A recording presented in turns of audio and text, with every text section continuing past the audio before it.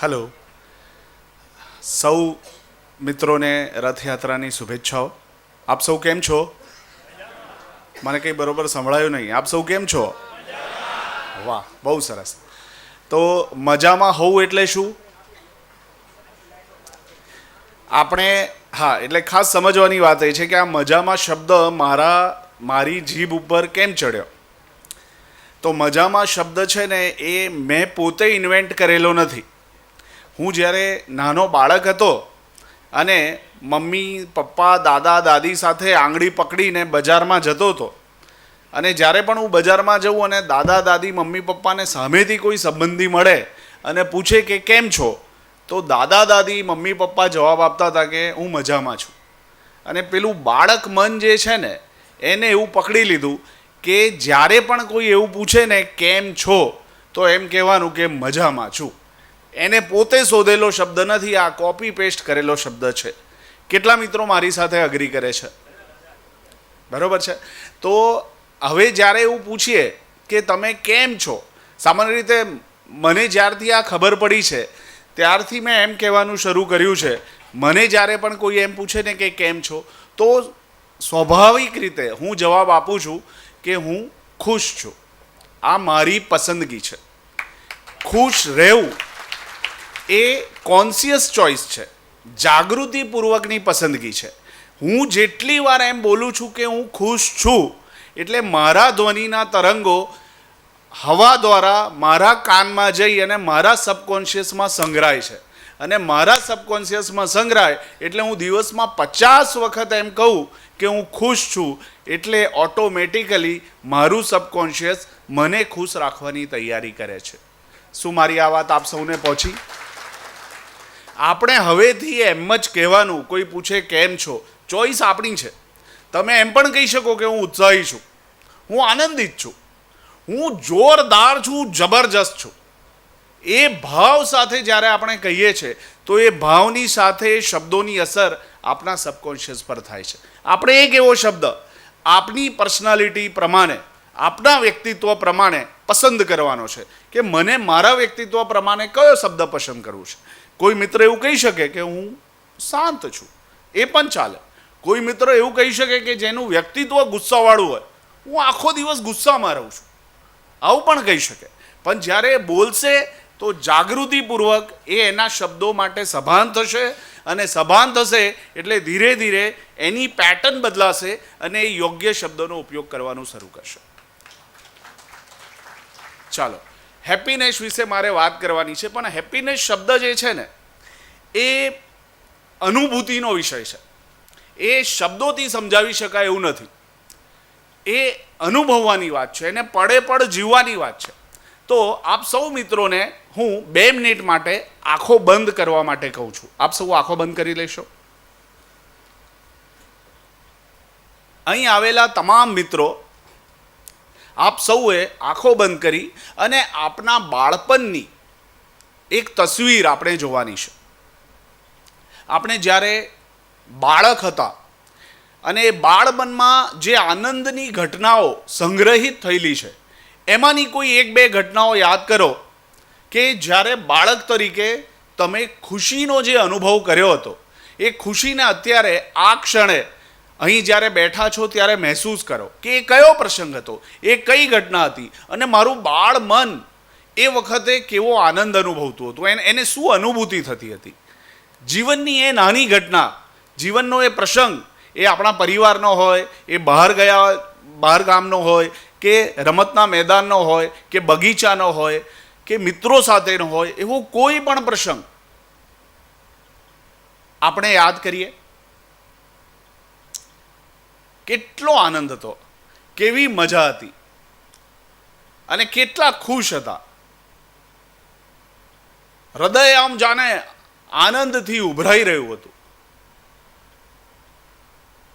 અને આ મનમાં આવું પણ થાય કે ક્યાં એ ક્ષણો જતી રહી, જો એ મારી સાથે શાશ્વત આજે પણ હોતી તો.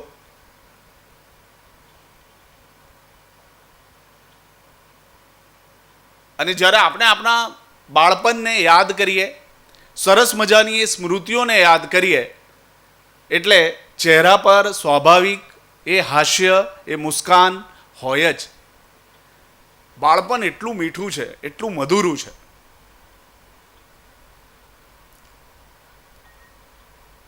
સૌ મિત્રો ધીમેથી, બહુ પ્રેમથી ચહેરા પર એક નાનકડા સ્મિત સાથે, મુસ્કાન સાથે આપની આંખો ખોલીશું.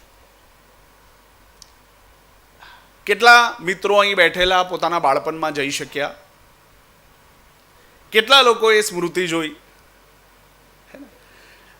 હેપીનેસ વિષય જે છે ને, એને જો અનુભવો હોય ને, તો બાળક જેવા બનવું પડે. તો આપણે એક નાનકડી પ્રવૃત્તિ કરવા જઈ રહ્યા છે. આપ સૌ પોતાની જગ્યા ઉપર ઊભા થશો.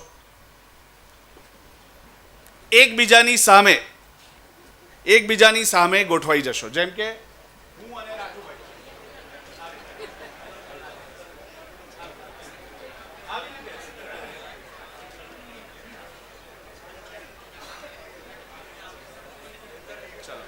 બધા એકબીજાની સામે ગોઠવાઈ જાઓ. ઓકે. હવે આપણે કરવાનું શું છે? એક વ્યક્તિ આમાં અ છે અને એક વ્યક્તિ બ છે. આપ સૌ નક્કી કરી લો કે અ અને બ કોણ છે અમારા બેમાંથી.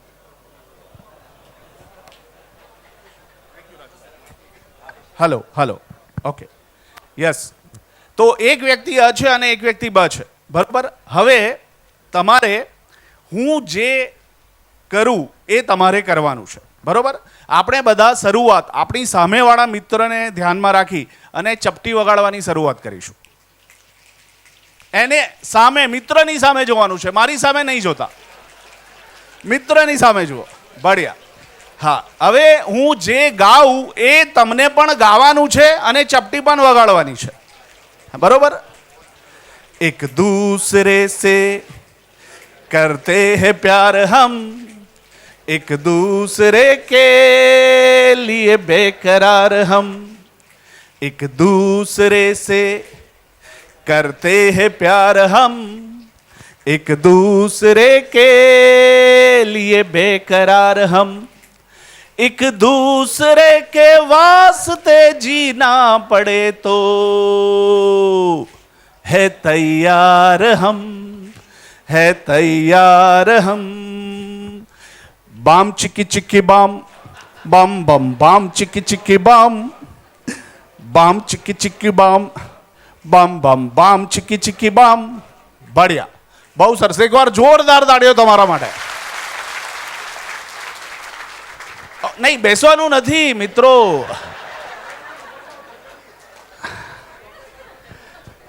બેસવાનું નથી. હવે આ થયું અ ની વાત, તો બ ની વાત બી તો આપણે સાંભળવી પડે ને. તો બ ની કંઈક અલગ વાત છે. તો હવે બ કહેશે, બ આને કહેશે સામ સામે. મિત્રો, આપણા સાથી મિત્રોને ભૂલતા નહીં. ચાલો મારી સાથે. હા, કહીએ, સુનિए, કહીએ, सुनिए, कहते सुनते बातों बातों में प्यार हो जाएगा. બધાય ગાવાનું છે એક સાથે. કહીએ, સુનિए, सुनिए, कहिए, कहते सुनते बातों बातों में प्यार हो जाएगा, प्यार हो जाएगा. એક જોરદાર મજાનો મજબૂત, હા, તાળીઓ પાડવાનું મન થાય છે, બહુ સારી વાત છે. આજે મન થાય છે ને, આજે મનમાં અનુભૂતિ થઈ રહી છે ને, એ જ હેપીનેસ છે. આને જ જીવવાની છે. અને હા, એક વખત જોરદાર હાથ તમારા પાર્ટનર સાથે તમે મેળવી લો, મજબૂત. Thank you. આવું મારા માટે કહેવામાં, અરે વાહ, શું વાત છે. હા હા, હવે બેસી શકો છો. મિત્રો જુઓ, થોડીક ક્ષણો પહેલા આપણે આપણું બાળપણ યાદ કર્યું, અને બાળપણને યાદ કર્યા પછી અત્યારે એક એવી પ્રવૃત્તિ કરી જેમાં આપણે બાળક બની ગયા. કેટલા લોકોને આવી અનુભૂતિ થઈ? બરોબર. તો તમે જો બાળકને જોશો ને, કેટલા ઘરે નાના નાના બાળકો છે આમાં? કેટલા બધાના ઘરે નાના નાના બાળકો છે? બહુ સરસ. જો બાળકને જોશો ને તો બાળક છે ને એની પાસેથી શીખવા જેવી એક વાત છે ને એ છે કે બાળક છે ને હંમેશા વર્તમાનમાં જીવે. Live in present moment. અત્યારે આપ જે પણ કંઈ કરી રહ્યા હતા એ લીવ ઇન પ્રેઝન્ટ મોમેન્ટ હતું. અત્યારે જ એ અનુભૂતિ થઈ રહી હતી. અત્યારે જ તમે એ તમારા હાથોનો, તમારા હૃદયનો, તમારા પગોનો ઉપયોગ કરી અને મનને આનંદિત કરી રહ્યા હતા. એટલે આ ક્ષણે તમને બીજા એક પણ વિચાર આવતા નહોતા. તો પ્રેઝન્ટ મોમેન્ટમાં રહેવું એ ખૂબ અગત્યનું છે અને એના માટે બાળક બનવું પડે, બાળક જેવા થવું પડે. તો બાળક જેવા થવું પડે. પ્રેઝન્ટ મોમેન્ટમાં કેવી રીતે રહી શકાય? તો પ્રેઝન્ટ મોમેન્ટમાં રહેવા માટેની જે સૌથી મહત્ત્વની વાત છે એ ભૂતકાળના જે પણ બેગેજ છે ને એને ભૂંસી નાખવા પડે. જે ભૂતકાળ લઈને ચાલે છે ને એ વર્તમાનમાં નથી રહી શકતો અને એને કારણે એ વર્તમાનમાં એ ખુશી નથી અનુભવી શકતો જે એને બાળપણમાં અનુભવી હતી. બાળક જ્યારે નાનો હોય ને ત્યારે એને કોઈ જ એક પણ સ્ટોરી એને બનાવેલી નથી હોતી. એ બધા અનુભવો કરે છે. જેમ જેમ આપણે મોટા થઈએ છીએ ને તો આપણો સ્વભાવ એવો થઈ ગયો હોય છે કે આપણે લોકો માટે સ્ટોરી બનાવી દઈએ. જેમ કે એક સ્વાભાવિક એક નાનકડી હું ઘટના કહું કે હું અહીં સવારે અહીં આવ્યો અને સામેથી વડીલ આવે છે. મેં એમને સ્મિત કર્યું અને એમને મારી સામે સ્મિત ના કર્યું અને આમ ટાઈમ જોઈને જતા રહ્યા. બરોબર? હવે મારું મન ચકડોળે ચડ્યું, વાર્તા કરવા લાગ્યું. શું વાર્તા કરવા લાગ્યું? આજે મારી સામે હસ્યા નહીં, મારી શું ગઈકાલે કંઈ ભૂલ થઈ હશે, મારો કંઈ પ્રોબ્લેમ થયો હશે, મારાથી કંઈ કામ રહી ગયું હશે. અને મેં સ્ટોરી બનાવવા લાગી અને મેં જેટલી સ્ટોરી બનાવી એટલે મેં મારી ખુશી મારી પાસેથી જ છીનવી લીધી. કેટલા લોકો સુધી આ વાત પહોંચે છે? સ્ટોરી બનાવવાની જ નહીં. જે વ્યક્તિ જે રીતે આપણી સામે વાત કરે છે એ વખતે હું પણ એની સાથે યોગ્ય જે મને વાતાવરણ મળ્યું છે અને જે વાત કરવા જેવી વ્યવહારગત વાત લાગે છે હું પૂરી કરું. પણ હું જ્યારે સ્ટોરી બનાવવાનું શરૂ કરું છું ને તો હું મારી ખુશી જ મારી પાસેથી છીનવી લઉં છું. પછી ફિઝિકલી હું અહીં હોઉં પણ મારા મનમાં એ સ્ટોરી જ ચાલતી હોય. એ વ્યક્તિ યાદ આવે એટલે સ્ટોરી જ ચાલે અને એને કારણે એક ક્ષણે હું મારી ખુશી ચૂકી જાઉં છું. આપણે બધા આવી સ્ટોરી બનાવીએ છીએ કે નહીં? હા. કેટલા મિત્રોને લાગે છે કે આ ઓટોમેટિક થઈ જાય છે? તો આ ઓટોમેટિક સ્ટોરી બનાવવાનું બંધ કરી દઈએ તો આપણે ખુશ રહી શકીએ. ભૂતકાળનો બેગેજ લઈને ચાલવાનું બંધ કરી દઈએ, આપણે ખુશ રહી શકીએ. 100% આપીએ. આજે મેં એવું જોયું કે ઘણા મિત્રો જ્યારે ડાન્સ કરતા હતા, ગીત ગાતા હતા, પોતાના 100% આપતા હતા. જ્યાં 100% અપાય ત્યાં ખુશી હોય ને હોય. વાર્તા સાંભળવી ગમશે તમને બધાને? બધા બાળક બનશો? અહીં બેઠેલા બધા મિત્રો બાળક બનશો? ચલો. થયું એવું કે જંગલમાં સિંહની ટોળી, પ્રાઇડ, એને પ્રાઇડ કહેવાય. વનરાજ હોય, પછી સિંહણ હોય, બાળકો હોય. તો એક દિવસ પ્રાઇડ જંગલમાં નીકળી એટલે સિંહ આમ નીકળે એટલે એમ એ નીકળ્યા. તો એમાં એક નાનું શ્રાવક, પ્રાઇડ આખી આગળ જાય છે અને શ્રાવક પાછળ રહી જાય છે. અને શ્રાવક જેવું પાછળ રહી જાય છે એટલે એ ગભરાય છે કે મારા મમ્મી પપ્પા તો જતા રહ્યા.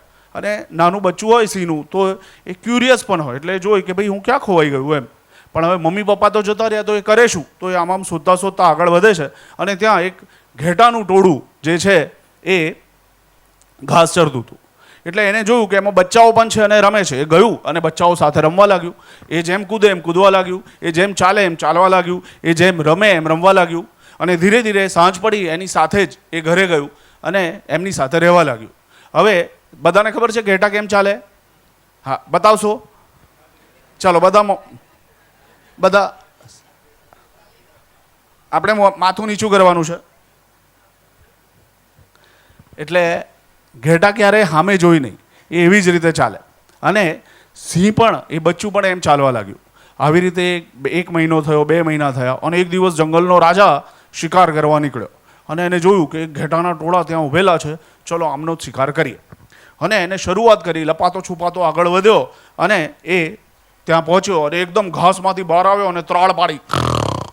અને જેવી ત્રાળ પાડી એટલે ઘેટા બધા કાન ઊંચા થઈ ગયા અને ભાગવા લાગ્યા. અને ઘેટા જ્યારે ભાગવા લાગ્યા ત્યારે સિંહ એમની પાછળ દોડવા લાગ્યો. અને સિંહ આમ દોડે છે અને કહે ઊભા રહો. એટલે પેલા ઘેટાના બચ્ચા ભાગે, ઘેટા ભાગે અને પેલું સિંહનું બચ્ચું પણ ભાગે. સિંહને વિચાર આવે, લે તું કેમ ભાગે છે, તારે તો ભાગવાની જરૂર નથી. એટલે સિંહે એને કહ્યું, ત્રાળ પાડીને ઊભો રહે. તો પેલો કે ભાગો, અને એ ભાગી રહ્યો છે અને આગળ ભાગતો જાય છે, ભાગતો જાય છે. સિંહ વધારે સ્પીડથી દોડે છે અને એકદમ પાસે આવી જાય છે અને કે ઊભો રહે તું. એકદમ ગભરાઈને ઊભો રહી જાય છે. એટલે સિંહ કહે છે, તું કેમ ભાગે છે? તો ઘેટા ભાગે તો મારે ભાગવું જ પડે ને. સિંહે કહ્યું, પણ તું ઘેટું નથી. હું ઘેટા સાથે રહું છું તો ઘેટું નથી, ઘેટું જ છું ને. એટલે સિંહે કીધું કે તું ઘેટું નથી, હું ઘેટું છું. સિંહને વધારે ગુસ્સો આવ્યો, તું ઘેટું નથી, હું ઘેટું છું, ઘેટું છું. એટલે સિંહથી રહેવાયું નહીં. એક લાફો માર્યો અને કહે કે ચાલ મારી સાથે. ગભરાતું ગભરાતું આગળ ગયું. નદી વહી રહી છે. નદી પાસે પહોંચ્યા. સિંહે કીધું કે જા પાણી પી લે, ગભરાયેલો છે. હું પાણી પી લઈશ પછી તમે મને ખાઈ જશો, સવાલ ના કર, પાણી પી. આગળ ગયો અને એને પાણી પીધું. પાણી પીવા લાગ્યો. પાણી જેવું પીધું એટલે સિંહે પૂછ્યું, શું જોવાયું? પાણી. એટલે સિંહને ગુસ્સો આવ્યો, પાણીમાં શું જોવાયું? એટલે આમ જોયે, બાજુમાં સિંહ ઉભેલો હતો. હે હે હું તો સિંહ જેવો છું, હે હું તો સિંહ છું. તો સિંહે કહ્યું કે ક્યારનો હું તને એ જ યાદ કરાવું છું કે તું શું સિંહ જેવો છે, સિંહ જેવો છે, તું ઘેટું ઘેટું કર્યા કરે છે. તો કે હા હું સિંહ જેવો છું, હું ભૂલી ગયો હતો. તો સિંહે એને કહ્યું કે ચાલ હવે સિંહ જેવી ત્રાળ પાડ. તો કે તમે કરીને બતાવો. એટલે સિંહે 1 2 3 એમ બોલ્યો અને સિંહે કહ્યું, એટલે કે હવે તું કર. પેલું ઘેટું જે છે એ, એટલે સિંહનું બચ્ચું છે, એને શરૂઆત કરી. એટલે સિંહને ગુસ્સો આવ્યો કે વર્તન સિંહ જેવું અને અવાજ ઘેટા જેવો નહીં ચાલે, સિંહ જેવું કર. અને પાછું એને સિંહ જેવી એક ત્રાળ પાડી. એટલે સિંહે કહ્યું કે બહુ સરસ, હવે તું મારી ટોળીમાં મારી સાથે રહે એટલે સિંહ જેવો થઈ જઈશ. બરાબર છે. અહીં બેઠેલા આપણા બધા જ જો મિત્રો, હું આ એટલા માટે આ વાર્તા કરી રહ્યો છું. વાર્તા ગમી બધાને? જરા તાળી પાડો ને. આ વાર્તા ઘરે જઈને આપણા બાળકોને કહેવાની છે, કારણ કે વાર્તા કલ્પનાઓ સાથે જોડાયેલી છે. બાળક જ્યારે આ વાર્તાને સાંભળે છે ને ત્યારે પોતાની જાતને તૈયાર કરે છે કે મારે સિંહ જેવા થવાનું છે, ઘેટાના ટોળામાં રહેવાનું નથી. અને જ્યારે આપણે આ હોલમાં બેઠેલા છે ને, આ બધા સિંહ છે જે અહીં સવારે આવીને પોતાનો સમય આપી રહ્યા છે. આ વાવવું અત્યારે બાળકોમાં ખૂબ જરૂરી છે. અને જ્યારે બાળક અને આપણે પોતે સિંહ જેવી વિચારસરણી ધરાવીએ, પોઝિટિવ સકારાત્મક રહેવાનું વિચારીએ, તો જ આપણે આપણા જીવનમાં વધારે ને વધારે ખુશી ભેગી કરી શકીએ. વધારે ને વધારે ખુશી ભેગી કરવી હોય તો સકારાત્મક રહેવું જરૂરી છે. સિંહ જેવી આદતો પાડવી જરૂરી છે અને એ હેપીનેસમાં આપણી વધારો કરે છે. બધા મિત્રો પાસે ચોકલેટ છે? કેટલા મિત્રો પાસે ચોકલેટ આવી છે? અડધી અડધી આવી છે. 2 in 1 છે. 2 જણ વચ્ચે એક છે. ઓકે, ચલો, જે મિત્રો પાસે ચોકલેટ છે એ જરા ઊભા થઈ જશે મહેરબાની કરીને. Thank you. તમારે તમારી એ ચોકલેટ હાથમાં રાખવાની છે અને આ રીતે પકડશો. બરોબર? આ બાજુ કોઈને નથી આવી? અચ્છા, કંઈ નહીં. હવે મિત્રો જે બાકી રહ્યા છે, મિત્રો આપણે આ એક પ્રવૃત્તિ માટે કરી રહ્યા છે અને બહુ જ ઊંડો કોન્સેપ્ટ હેપીનેસનો એની સાથે જોડાયેલો છે. આપ સૌ એકબીજાની સામે થઈ જાઓ. હવે હા, હવે તમારા હાથમાં પકડેલી ચોકલેટ, જે વ્યક્તિએ પોતાના હાથમાં ચોકલેટ પકડી છે ને, એ ચોકલેટનો ઉપયોગ, એ ચોકલેટ તમને ખોલવાની છે. જેને સાંભળી લો, પહેલા સૂચના સાંભળી લો. જેના હાથમાં ચોકલેટ છે એ ચોકલેટ જે તે વ્યક્તિએ ખોલવાની છે, પણ એ પોતે પોતાના હાથનો ઉપયોગ કરશે નહીં. હવે તમે વિચારો. હા, હવે તમે વિચારો કે તમારા હાથની ચોકલેટ કેવી રીતે ખુલશે. તમારે ખોલવાની નથી, એ તમારે વિચારવાનું છે.